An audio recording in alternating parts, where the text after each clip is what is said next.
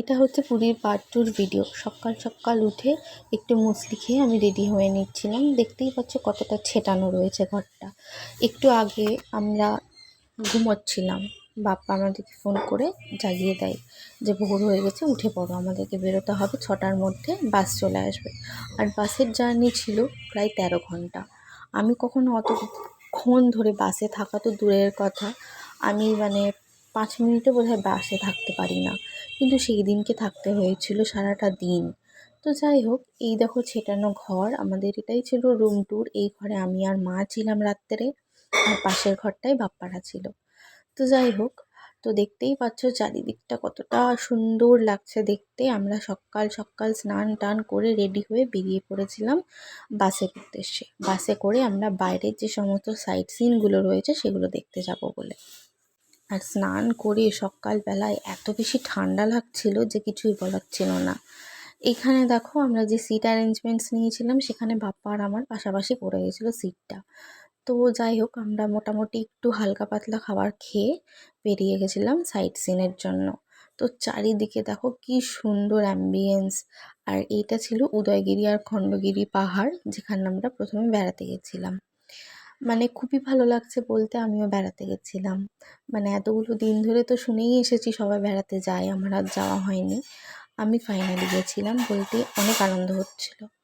এই পাহাড়গুলোতে আমরা পুরো সবগুলোতে উঠেছিলাম, হাঁপিয়ে যাচ্ছিলাম, তারপরে উঠেছিলাম আনন্দে।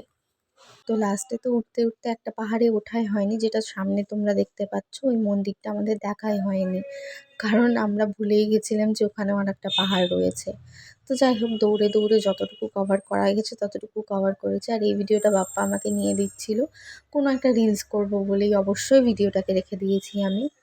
তো তারপরেই চলে এসেছিলাম নন্দনকাননে। নন্দনকাননে তো ফাইনালি আমরা এসেছিলাম, কিন্তু এসে আমরা কিন্তু কোনো রকমের পশু পাখি সেই অর্থে দেখতে পাইনি, কারণ সবাই প্রায় ঘুমিয়ে গেছিলো বোধহয়, সেই কারণে আমরা দেখতে পাইনি।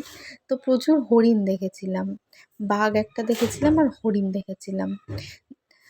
আমি তো প্রথমে খুবই ভয় পাচ্ছিলাম এখানে সাফারিটা করার জন্য, কারণ একবার বাস থেকে নেমে আবার বাসে আমার খুবই শরীর খারাপ করতো। যদিও এসি বাস থাকার কারণে অতটাও অসুবিধা হয়নি, কিন্তু লাস্টের দিকে আমার খুবই কষ্ট হচ্ছিল, আমার সাফোকেশন হতে লেগেছিলো, সেই জন্য আরও বেশি শরীরটা খারাপ করছিল। আমার মুখ চোখ দেখে তোমরা বুঝতেই পারছো। আর এখানে চলে এসেছিলাম এই বালির আর্টগুলো দেখার জন্য, যেগুলো প্রত্যেক দিন তৈরি হয়, প্রত্যেক দিন ভাঙা হয়। তো এত সুন্দর লাগছিল বালির আর্টগুলো দেখতে। এটা ছিল ওই বাস ট্রিপের স্পেশাল একটা রেকমেন্ডেশন, যেখানে আমরা আসতে পারি। তো তারপরে শরীরটা প্রচণ্ডই খারাপ করছিল, কিছু করার ছিল না, সেই কারণের জন্য বাপ্পা বললো যে সমুদ্রে গিয়ে বসা যাক। তো সমুদ্রে গিয়ে বেশ অনেকক্ষণই আমরা সময় কাটিয়েছিলাম, তারপরে লঙ্কার বড়া টড়া খেয়েছিলাম। তারপরে মা কিছু শপিং টপিং করে নিয়ে তারপর আমরা হোটেলে চলে আসি। হোটেলে এসে আমরা রেস্ট টেস্ট করে নিই, সকালবেলায় উঠে আবার রেডি সেডি হয়ে আমরা বেরিয়ে পড়ি বাড়ি আসার উদ্দেশ্যে। এবার আমাদেরকে বাড়ি ফিরে যেতে হবে। আমরা সানরাইজটা দেখতে পারিনি, কারণ সানরাইজ দেখার জন্য অনেক সকালে উঠতে হয়, সেটা আমরা উঠিনি কেউই। ফাইনালি আমরা কলকাতায় ঢুকে গেছি। আর কলকাতায় এসে জাস্ট 1 সেকেন্ডের জন্য আমরা ট্রেনটা পেয়ে গেছিলাম, 1 সেকেন্ডের জন্য।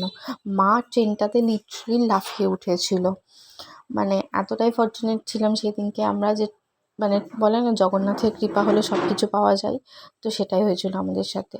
তো এই দেখো কী কী কিনেছি সেগুলো তোমাদের সাথে ছোটো ছোটো করে শেয়ার করে নিচ্ছি।